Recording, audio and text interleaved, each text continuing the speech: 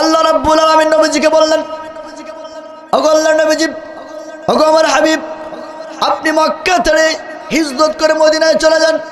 নবীজি যখন মক্কা ছেড়ে হিজরত করে মদিনায় চলে গেলেন, যাওয়ার পরে মদিনায় এখনো পর্যন্ত নবী ঢুকেন নাই, ঢুকবেন।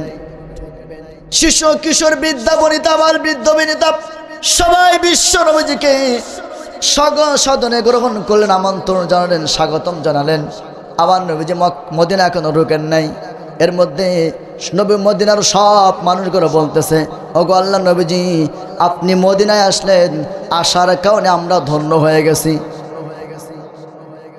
মদিনার মানুষে বলল, ওগো আল্লাহ নবীজি, আপনার এই রাষ্ট্রের প্রদান করব, এই রাষ্ট্রের ক্ষমতা আপনার হাতে আমরা মদিনার মানুষগুলো তুলে দেব। নবীজি বললেন, শুধু মদিনার মানুষগুলো তোমরা আমার হাতে ক্ষমতা তুলে দিলে হবে না, আমি তোমাদের ব্যক্তির ইচ্ছা মতো দেশ চালাইতে পারবো না, তোমাদের দলের ইচ্ছা মতো দেশ চালাইতে পারবো না, তোমাদের নেতার ইচ্ছা মতো দেশ চালাইতে পারবো না। যদি আমাকে দেশ চালাইতে হয়, আল্লাহর কোরআন দিয়ে দেশ চালাইতে হবে। মদিনার মানুষগুলো বলল, সুন্দর কথা, আল্লাহর কোরআনের আইন, আল্লাহর আইন যেখানে আছে সেখানে ইনসাফ বিচার আছে। সূর্য কার কথা শোনে? জোরে বলেন, কার কথা শোনে? সমস্ত মাখলুক কার কথা শোনে?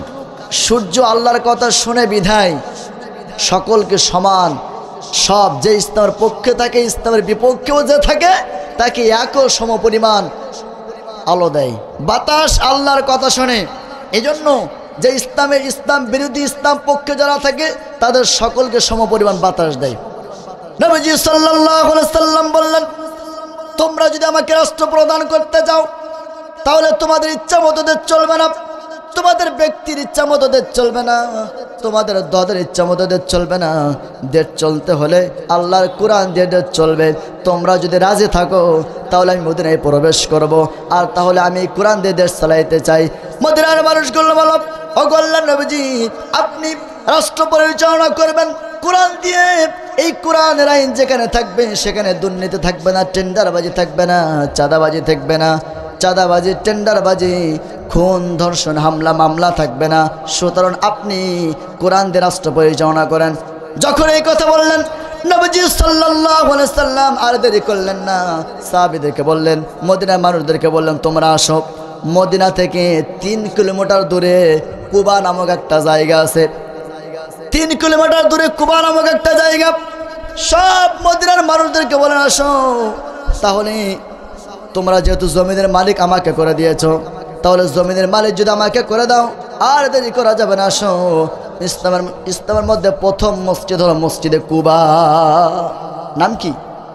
মসজিদে কুবা।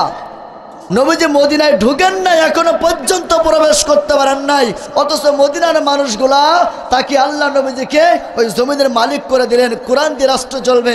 যখনই বললেন, নবীজি সাল্লাল্লাহু আলাইহি সাল্লাম দেরি করলেন না, বললো, আসো তাহলে এই মদিনার মধ্যে প্রথমে একটা মসজিদ তৈরি করে ফেলি। নবীজি সাল্লাল্লাহু আলাইহি সাল্লাম মদিনা থেকে 3 কিলোমিটার দূরে প্রথম মসজিদ তৈরি করলেন, মসজিদে কুবা।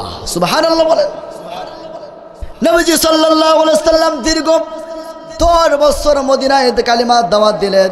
কালিমার দাওয়াত দেওয়ার পরে 10 বছরে আল্লাহ নবীজি সর্বমোট 163টা মসজিদ তৈরি করেছে। অথচ নবীজি কালিমার দাওয়াত দিয়েছেন মক্কায় কত বছর? কত বছর? 13। আর মদিনায় কত? 10। তাহলে এই 10 আর এই 13 কত হয়? 23। আর ওদিকে 40, তাহলে কত বছর বয়স হলো? 63 বছর। পাইছেন আপনারা? মিলাই পাইছেন দুইটা দিক। একটা হলো 1 থেকে 40 বছর বিশ্বনবীজি ওই প্রাপ্ত হন নাই, ওই নাজিল হন নাই। এই 40-এর পরে 63, এই 23 বছর নবীজি কোরআন দিয়ে দাওয়াত দিয়েছেন। কিন্তু কোরআন যতদিন পর্যন্ত পান নাই, নবী কি আল্লাহর পথে ডাকেন নাই? মানুষদেরকে ডেকেছিলেন। তাহলে দেখেন, যদি আল্লাহ তাআলা বলছেন যে তোমরা যদি, আমি আল্লাহকে কয় জায়গায় রব বলতে বলেছেন? আহারে কথা হয় না, কয় জায়গায়? 6 জায়গায়। একটা কথা বলি, এক মসজিদের ইমাম সাহেব 11 বছর এক মসজিদে চাকরি করতেছে। কত বছর? একটু জোরে বলেন, কত বছর? আরে আমাদের আল্লামা বলেছিলেন যে যদি বাঁচতে হয় সিংহের মতো 1 ঘন্টা বাঁচবো, কিন্তু বিড়ালের মতো 1000 বছর বেঁচে কোনো লাভ নাই, আওয়াজ দিতে হবে। এক মসজিদের ইমাম সাহেব কত বছর চাকরি করেছিলেন? 11 বছর। 11 বছর চাকরি করেছিলেন, কিন্তু ওই 11 বছরের মধ্যে ওই ইমাম সাহেব একটাই দোয়া করে, রব্বি হাবলি মিনাস সালিহিন। এটা কোরআনের আয়াত। এই আয়াতটা আমার সাথে সবাই বলেন, রব্বি হাবলি মিনাস সালিহিন। এখন এক যুবক বলতেছে, হুজুর আপনি যে 10 বছর 11 বছর ধরে আমাদের এই মসজিদে আছেন এবং 11 বছরে আপনি একই মোনাজাতে দোয়া করতেছেন, রব্বি হাবলি মিনাস সালিহিন। হুজুরের অর্থটা কি? এই অর্থ কেউ জানেন আপনারা? জানেন না। এখন ইমাম সাহেব বলতেছে, তা তো বাবা জানি না। তো আপনি 11 বছর একইভাবে দাওয়াত দিচ্ছেন, একইভাবে দোয়া করতেছেন, আপনি জানেন না? তো এই যুবক অন্য এলাকার এক ইমাম সাহেবের কাছে গিয়ে বলতেছে, হুজুর বেয়াদবি মাফ করবেন, আমাদের ইমাম সাহেব দীর্ঘ 11 বছর আমাদের মসজিদে আছে, কিন্তু এই 11 বছরে একই দোয়া করতেছে, রব্বি হাবলি মিনাস সালিহিন। ওনার কাছে জিজ্ঞাসা করলাম যে হুজুর এই দোয়ার অর্থটা কি? উনি বলতে পারে না। আপনি বলে দেন তো, ব্যাখ্যা করে দেন তো। তিনি বলতেছে, বাবা এই দোয়ার অর্থ হলো, আল্লাহ তুমি আমাকে একটা নেক সন্তান দান করো। সুবহানাল্লাহ।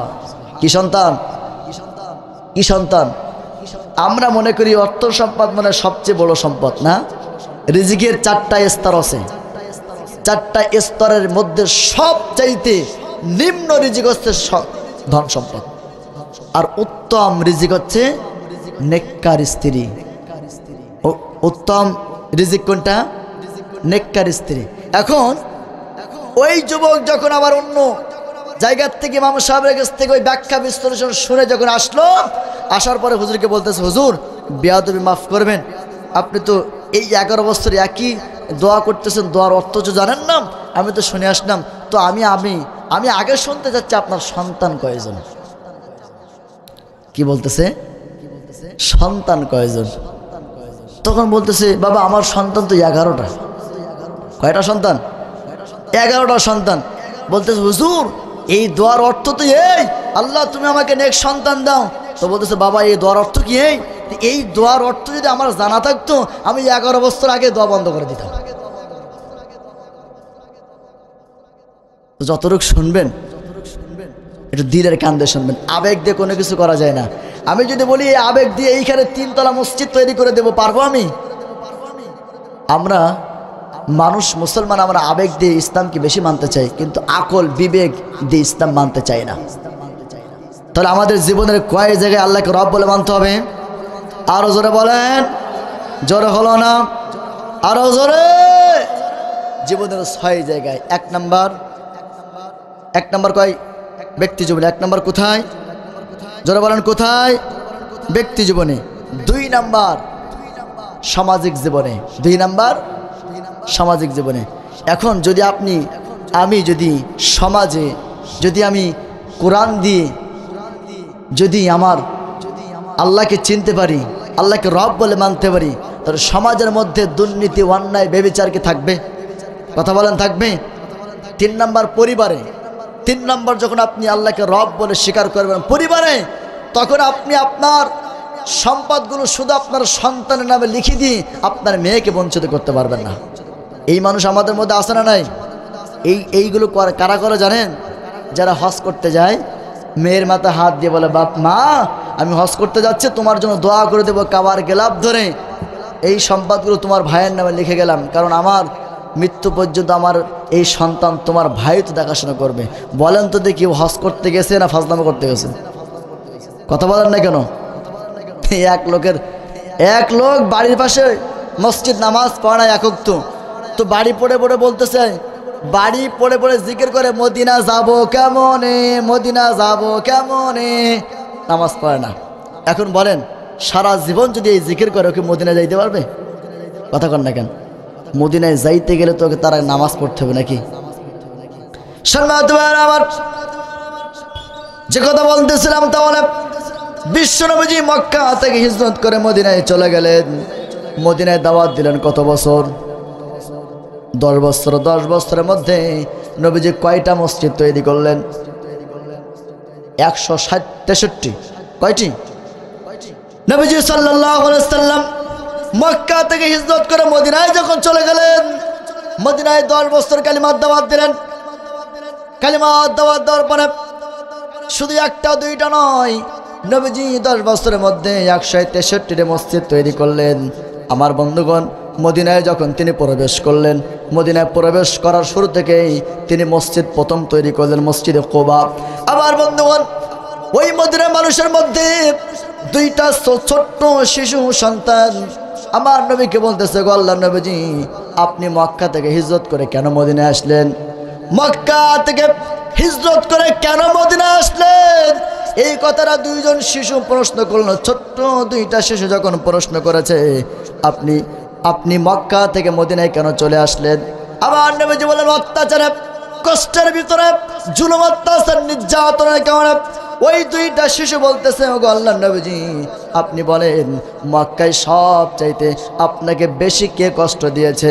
আমার নবীজি বললেন, মক্কায় সব চাইতে বেশি কষ্ট দিয়েছে আবু জেহেল। নাম কি? নাম কি? আমার বন্ধুগণ, এই 2টা শিশু নিয়াত করলেন, যদি কখনো কোনো সময় ইসলামের জন্য যুদ্ধ হয়, ইসলাম কায়েম করার জন্য যদি কোনো সময় কখনো যুদ্ধ হয়, তাহলে নিজের জীবনটা কুরবানি করে দেব আর আবু জেহেলকে তলাশ করব। কারণ আমার নবীজির কষ্ট দিলে আমাকে সহ্য হয় না। আমার বাবাকে কিছু বলো আমি মেনে নিতে পারবো, আমার দলকে কিছু বলো আমি মেনে নিতে পারবো, আমার নেতাকে কিছু বলো আমি মেনে নিতে পারবো। কিন্তু আমরা মুসলমান মারদে মুজাহিদ, যেদিন থেকে আমরা আল্লাহকে রব বলে মেনে নিয়েছি, যেই দিন থেকে আমরা কোরআনের প্রতি বিশ্বাস করেছি, যেই দিন থেকে আমরা ফেরেশতার প্রতি বিশ্বাস করেছি, ওই দিন থেকে আমার অর্থনীতি, আমার সমাজনীতি, আমার রাজনীতি, আমার বন্দিনীতি, আমার যুদ্ধনীতি সব কিছু চলবে কার খুশিতে? আল্লাহর খুশিতে। 2টা শিশু নিয়াত করলেন, জীবন চলে যাবে, আমার বাবার বিরুদ্ধে কথা বলে আমি মেনে নেব, আমার দলের বিরুদ্ধে কথা বলে মেনে নেব, কিন্তু হৃদয়ের মণিকোঠায় জায়গা করে নিয়েছি আকাইনাম তাজদারে মদিনা নবী মুহাম্মদ রাসূলুল্লাহ সাল্লাল্লাহু আলাইহি সাল্লামকে নিয়ে যদি কেউ ব্যঙ্গ সৃষ্টি করে, কটাক্ষ করে, তাকে ছেড়ে দেওয়া যাবে। আরো জোরে বলেন, যাবে। আমার দলকে নিয়ে কথা বলে মেনে নিতে পারবো, আমার বাবাকে নিয়ে কথা বলে মেনে নিতে পারবো, আমার নেতাকে নিয়ে কথা বলে মেনে নিতে পারবো, কিন্তু হৃদয়ের মনে করে যাকে জায়গা করে নিয়েছি, ওই নবীকে নিয়ে ব্যঙ্গ সৃষ্টি করলে, ওই নবীকে নিয়ে কটাক্ষ করলে কোনো সাজ্জা মুসলমান বসে থাকতে পারবে না। গলায় পা দিয়ে জিহ্বা টেনে ওর কুত্তার খাদ্য তৈরি করবো। কারণ আমার জীবনের চাইতে, আমার দলের চাইতে, আমার বাবার চাইতে, আমার বাবার চাইতে, দলের চাইতে, সংগঠনের চাইতে, আমার নেতার চাইতে হৃদয়ের মনে করে যাকে জায়গা করে নিয়েছি, ওই নবীকে যদি কেউ কিছু বলে, কটাক্ষ করে, বুঝতে হবে অবৈধ বাবার অবৈধ মায়ের সন্তান। কারণ আমার নবীজি শুধু কি ধর্মীয় নেতা ছিলেন না রাষ্ট্রীয় নেতা ছিলেন? কথা বলতে হবে। আমার নবীজি শুধু ধর্মীয় নেতা ছিলেন না রাষ্ট্রীয় নেতা ছিলেন? বলেন তো দেখি। আব্দুল্লাহ ইবনে উবাই জীবনের সব নীতি মেনেছে, হজ করেছে, কুরবানি দিয়েছে, যাকাত দিয়েছে, রোজা রেখেছে, যুদ্ধে অংশগ্রহণ করেছে, কিন্তু মুনাফিক হলো কোন কারণে? হ্যাঁ, রাইট। যে আপনি আবু জেহেল নেতা ছিল মক্কার, কিন্তু আব্দুল্লাহ ইবনে উবাই আমার নবীকে শুধুমাত্র ধর্মীয় নেতা মানতেন। কি নেতা? কি নেতা? ধর্মীয় নেতা মানতেন। আর গোপনে গোপনে রাষ্ট্রীয় নেতা মানতেন কাকে? আবু জেহেলকে। এজন্য আল্লাহ তাআলা দেখলেন, এ তো আমার নবীকে শুধু ধর্মীয় নেতা মানে, এ তো আমার নবীকে শুধু ধর্মীয় নেতা মানতে চায়, কোরআনটা শুধুমাত্র মসজিদের 4 দেওয়ালের মধ্যে সীমাবদ্ধতা করে রাখতে চায়, কোরআনটা নিয়ে রাষ্ট্র পরিচালনা করতে চায় না, কোরআনটা নিয়ে সমাজ পরিচালনা করতে চায় না, কোরআনটা নিয়ে অর্থনীতি পরিচালনা করতে চায় না, কোরআনটা ব্যবসা নীতি পরিচালনা করতে চায় না। শুধুমাত্র ধর্মীয় নেতা মানে আমার নবীকে, রাষ্ট্রীয় নেতা মানে কাকে? এজন্যই আবু জেহেলের রাষ্ট্রীয় নেতা মানার কারণে আব্দুল্লাহ ইবনে উবাই কি হয়ে গেল? ইমানদারদের সর্দার। কিসের সর্দার? মুনাফিকদের সর্দার। সম্মানিত ভাইরা আমার, নবীজি আমরা আপনাই ভুলবো না, আমরা আপনার দেওয়ানা, নবীজি আমরা আপনার ভুলবো না, আমরা আপনার দেওয়ানা। ও গো নবী শাফায়াত করো, ও গো নবীজি শাফায়াত করো, এটাই যে মনের কামনা। লা ইলাহা, আরো জোরে লা ইলাহা, লা ইলাহা ইল্লাল্লাহ, লা ইলাহা ইল্লাল্লাহ, লা ইলাহা ইল্লাল্লাহ মুহাম্মাদুর রাসূলুল্লাহ সাল্লাল্লাহু আলাইহি ওয়াসাল্লাম। তাহলে কোনো ব্যক্তিকে কি শুধু নেতা মানা যাবে? আমাদের মুসলিম জাতির মিল্লাতের পিতাকে কথা কয় না? শেখ মুজিবর, শেখ মুজিব মুসলিম জাতির মিল্লাতের পিতা ইব্রাহিম আলাইহিস সালাম। আমরা কোন ব্যক্তিকে জাতির পিতা মানি না। প্রত্যেকটি মোড়ে মোড়ে বাংলাদেশের গলিতে গলিতে কোটি কোটি টাকার সম্পদ খরচ করে বাবার মূর্তি তৈরি করেছিল। চেয়েছিল তার বাবার আদর্শ যেন প্রত্যেকটা মানুষের হৃদয়ে থেকে যায়। কিন্তু জোর করে ভালোবাসা আদায় করা যায়? কথা বলেন, জোর করে ভালোবাসা আদায় করা যায়? ভালোবাসা ভালোবাসা থেকেই হয়। কথা কন না কেন? এই জন্য আমরা কোনো ব্যক্তিকে আমরা নেতা মানব না, কোনো ব্যক্তিকে, কোনো ব্যক্তির আদর্শকে বাংলার জমিনে কায়েম করতে দেব না। যতদিন পর্যন্ত আমার শরীরে শ্বাস প্রশ্বাস থাকবে, রক্ত থাকবে, ততদিন পর্যন্ত কোনো ব্যক্তিকে মুসলিম মিল্লাতের পিতা মানতে পারি না। হযরত ইব্রাহিম ছাড়া কেউ জাতির পিতা নয়, হযরত ইব্রাহিম ছাড়া কেউ জাতির পিতা নয়। শেখ মুজিবর জাতির পিতা, খুনি হাসিনা কয়। হায় রে, ঠিক কিনা? জোরে বলেন, জোরে বলেন। চলবে না বাদ দেব? চলবে। হযরত ইব্রাহিম ছাড়া কেউ জাতির পিতা নয়, হযরত ইব্রাহিম ছাড়া কেউ জাতির পিতা নয়। শেখ মুজিবর জাতির পিতা, খুনি হাসিনা কয়। হায় রে, শেখ মুজিবর জাতির পিতা, স্বৈরাচারী কয়। বাবার মূর্তি মোড়ে মোড়ে যাই মুমিনের হৃদয় পুড়ে, বিরোধিতা করলে জায়গায় না ঘরে হয়, বিরোধিতা করলে জায়গায় না ঘরে হয়। শেখ মুজিবর জাতির পিতা, খুনি হাসিনা কয়। হায় রে, শেখ মুজিবর জাতির পিতা, খুনি হাসিনা কয়। হযরত ইব্রাহিম ছাড়া কেউ জাতির পিতা নয়, হযরত ইব্রাহিম ছাড়া কেউ জাতির পিতা নয়। শেখ মুজিবর জাতির পিতা, খুনি হাসিনা কয়। হায় রে, শেখ মুজিবর জাতির পিতা, খুনি হাসিনা কয়। ক্ষমতার দাপট দিয়ে আলেমদেরকে বন্দি করে, ক্ষমতার দাপট দিয়ে আলেমদেরকে বন্দি করে। ফেরাউনের প্রতিচ্ছবি আমরা তারে কই, ফেরাউনের প্রতিচ্ছবি সবাই তারে কয়। শেখ মুজিবর জাতির পিতা, খুনি হাসিনা কয়। হায় রে, শেখ মুজিবর জাতির পিতা, খুনি হাসিনা কয়। স্বাধীন দেশের খেয়ে পড়ে ভারতেরই দালালি করে, স্বাধীন দেশের খেয়ে পড়ে ওরে ভারতেরই দালালি করে। ফাঁসি দিল যারা তাদের অপরাধী নয়, যাদেরকে বাংলার জমিন ইসলামী সংগঠন করার কারণে দীর্ঘ 17 বছর মিথ্যা হামলা মামলা দিয়ে জেল জুলুম অত্যাচার দিয়ে যাদেরকে ফাঁসি দেওয়া হয়েছে, মতিউর রহমান নিজামী, আলী হাসান মোহাম্মদ, মুজাহিদ কাদের মোল্লা, যাদেরকে ফাঁসি দিয়েছ, এদের পায়ের জুতার ধুলো পাওয়ার ক্ষমতা তোমাদের কারণ নাই। তাদেরকে অন্যায়ভাবে ফাঁসি দিয়েছ, যাদেরকে ফাঁসি দিয়েছ তারা একটাও অপরাধী ছিল না। কথা বলেন না কেন? কথা বলেন না কেন? তাহলে নিজের ব্যক্তি জীবনে কোনো ব্যক্তিকে, নিজের রাষ্ট্রীয় জীবনে কোনো ব্যক্তিকে, নিজের পারিবারিক জীবনে কোনো ব্যক্তিকে, নিজের আন্তর্জাতিক নীতিতে কোনো ব্যক্তিকে, নিজের সামাজিক নীতিতে কোনো ব্যক্তিকে নেতা মানা যাবে? নেতা মানবো কাকে? আল্লাহকে। নেতা মানবো কাকে? মুহাম্মদ সাল্লাল্লাহু আলাইহি সাল্লাম। সম্মানিত আমার নেতা কেন মানবেন? আমার নবীজি শুধু নবী দেখতে শ্রেষ্ঠ ছিলেন না, আমার নবীজি নবীদের মধ্যে শ্রেষ্ঠ, আমার নবীজি স্বামীর মধ্য থেকে শ্রেষ্ঠ, আমার নবী নানার দিক থেকে শ্রেষ্ঠ, আমার নবীজি বাবার দিক থেকে শ্রেষ্ঠ, আমার নবীজি নেতার দিক থেকে শ্রেষ্ঠ। সম্মানিত আমার আল্লাহ রাব্বুল আলামিন আমার নবীর চরিত্রের ব্যাপারে, আমার নবীজির নেতার ব্যাপারে আল্লাহ তাআলা বলেন ইয়াসিন।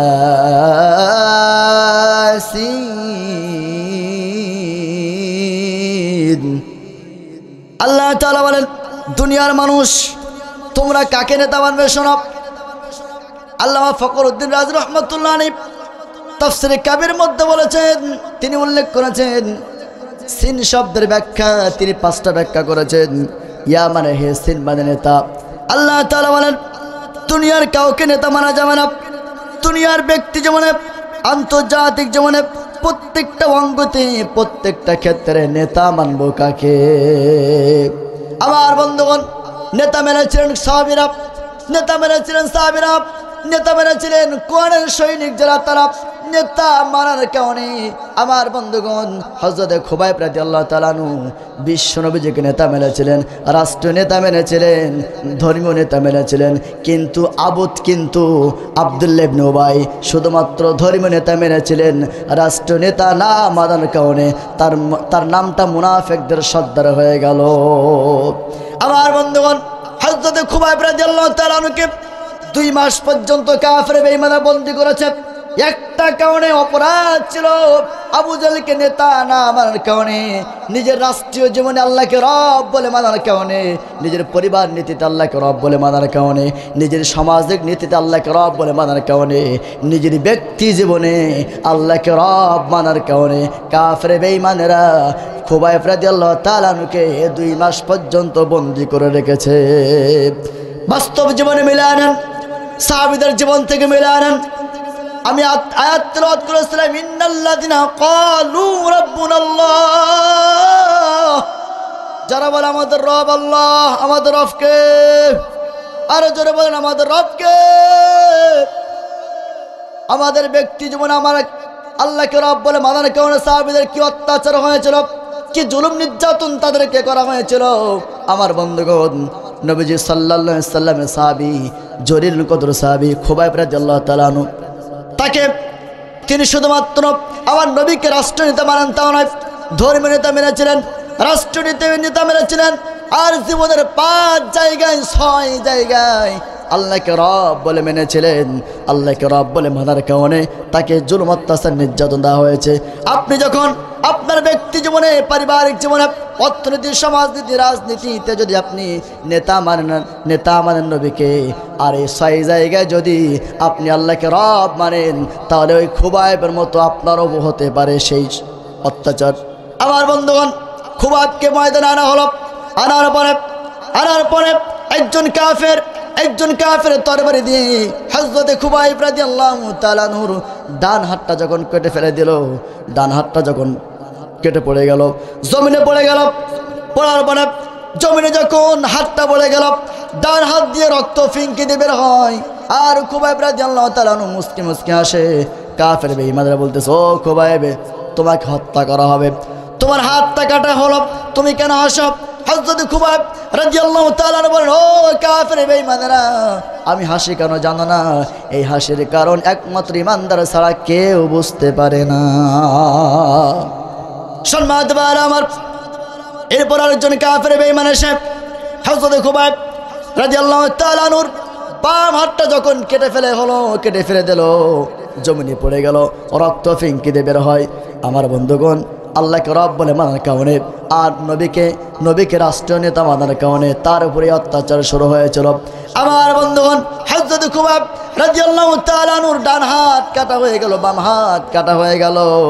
এর আগে আল্লাহ রাব্বুল আলামিনের নবী তার জলিলুল কদর সাহাবী খুবাইব রাদিয়াল্লাহু তাআলা বলতেছেন, কাফের বেঈমানেরা, আমি জানি আমাকে শহীদ করা হবে, আমি জানি আমার হাত কাটা হবে, আমার পা কাটা হবে, আমাকে হত্যা করা হবে।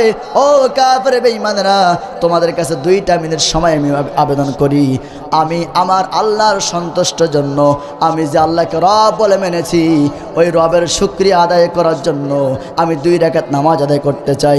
2 রাকাত নামাজ আদায় করে সময় দেওয়া হলো। হযরত খুবাইব রাদিয়াল্লাহু তাআলা আনহু 2 রাকাত নামাজ আদায় করলেন।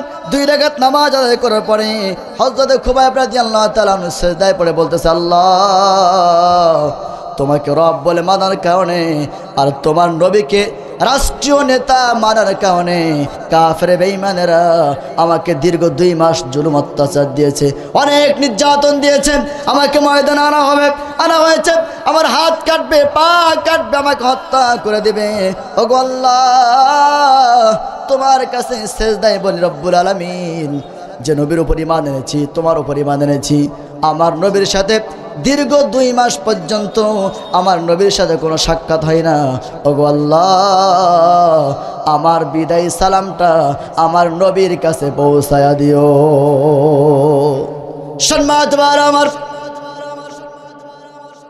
হযরত খুবাইবের নামাজ শেষ হয়ে গেল, হাত কাটা হয়েছে, ডান হাত বাম হাত কাটা হয়েছে।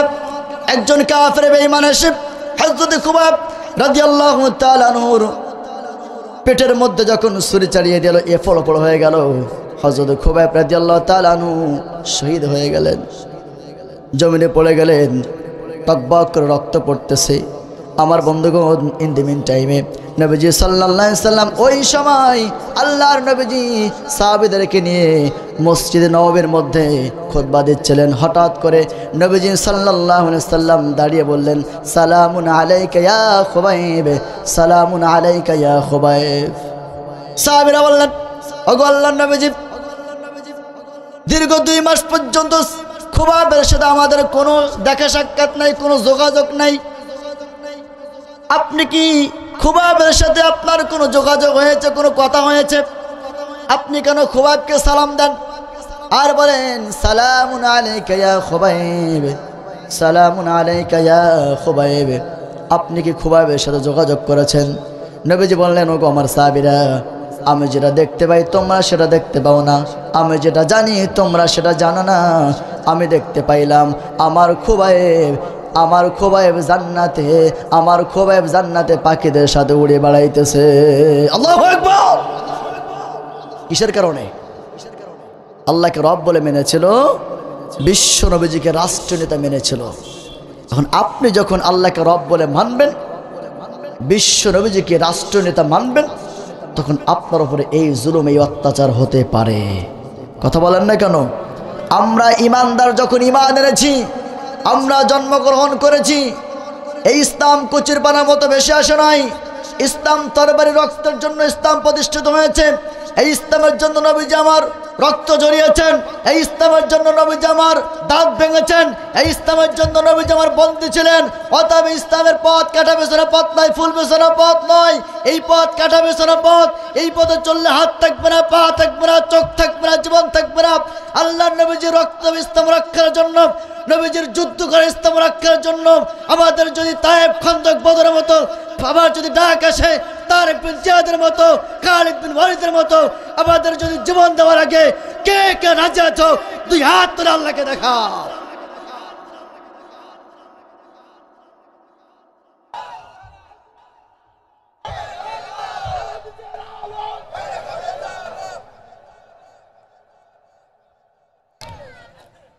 মনে থাকবে, ওনারা যা করছে, 17 বছর যা করেছে, ওটা মনে থাকারই কথা। এখনো হ্যাঁ, একেবারে বলবে না, ভুলে তো আবার কি জিনিস করেনি। ফেরাউনি আবার তো খারাপ ছিল না, ফেরাউনি এত খারাপ ছিল না। আবার বলে, আফা আসো, চট করে আসো। ভাই কি বলে, আফা চট করে আসো। আমরাও বলে, আফা চট করে আসো, আমরাও চট করে ধরে ফেলবো। বুবু আইসো চট করিয়া, আয়না ঘর তোমার জন্য রাখছি গো সাজাইয়া। ওই ঘর আমাদের তৈরি নয়, যে ঘর তৈরি করলো ওই ঘরে তাকেই থাকতে হবে। কথা বলেন ঠিক না? বুবু আইসো চট করিয়া আয়না ঘর তোমার জন্য রাখছি গো সাজাইয়া ওই আমরা রিসিপশনে বৈশাই আছি জুতার মালা লয়া ওই আমরা রিসিপশনে বৈশাই আছি জুতার মালা লয়া আয়না ঘর তোমার জন্য রাখছি গো সাজাইয়া তুমি আইসো চট করিয়া আয়না ঘর তোমার জন্য রাখছি গো সাজাইয়া ওই আমরা রিসিপশনে বৈশাই আছি জুতার মালা লয়া ওই আমরা রিসিপশনে বৈশাই আছি জুতার মালা লয়া আয়না ঘর তোমার জন্য রাখছি গো সাজাইয়া। সুতরাং যার ঘর তাকেই থাকতে হবে, যার ঘর তার সাথেই বাসর করতে হবে। ফেসবুকে দেখছেন, ইন্টারনেটে ইউটিউবে দেখছেন দাদা মোদিকে নিয়ে আর হাসিনাকে নিয়ে কি না করতেছে, বাচ্চা পর্যন্ত হয়ে গেছে। আমরা এই পোলা নিব, আমরা ফেরত নিতে চাই না। কি কর নিবেন নাকি? হ্যাঁ, ক্ষমতা থাকলে আসো, আমরা মর্দে মুজাহিদ মাথায় কাপড়ে কাপড় বাঁধব, জীবন দেব, ইসলামের জন্য শহীদ হব, ইসলামের জন্য সন্তানকে দিন করতে পারি, ইসলামের জন্য স্ত্রীকে বিধবা করতে পারি, মায়ের বুক খালি করতে পারি। তারপরও বাংলার জমিনে আওয়ামী লীগের দোষরদেরকে জায়গা দেওয়া হবে না, হবে না। অনেক কষ্ট দিয়েছ, আমরা 17টা বছর অনেক কষ্ট সহ্য করে আমরা টিকে আছি। তোমরা কই পালাইলা কেন? পালাবো না, প্রয়োজনে ফখরুলি বাসায় যাব। কাউয়া কাদের কাউয়া এরকম হয়েছে নাকি? মানে বিনোদনের জগতের আবু জেহেল যতদিন পর্যন্ত ক্ষমতায় ছিল তার নিজের দলের লোক পর্যন্ত হাস্য করতো, টিটকারি করতো। আর এই আওয়ামী লীগ যতদিন পর্যন্ত ক্ষমতায় ছিল একটা বারের জন্য মানুষের অধিকারে ক্ষমতায় যেতে পারে নাই। দিনের ভোট রাতে নিয়েছে, মানুষদেরকে অধিকার থেকে বঞ্চিত করে ক্ষমতায় গিয়েছে। অতএব ওই আবু জেহেল আর এই আবু জেহেল একই, কোনো পার্থক্য নেই। সুতরাং মনে রাখেন, পৃথিবীর মানুষ ইতিহাস বলে না, আর ইতিহাসটা সর্বশেষ লেখা হয়। ইতিহাসটা কখন লেখা হয় জানেন? ইতিহাসটা সর্বশেষ লেখা হয়, কারণ খুব বিচক্ষণতার সাথে জাস্টিফাইস করে, খুব অ্যানালাইসিস করে ইতিহাস তৈরি করা হয়। ইতিহাস হট করে ইতিহাস লেখা হয় না। প্রিয় বন্ধুগণ আমার, আমাদের আজকের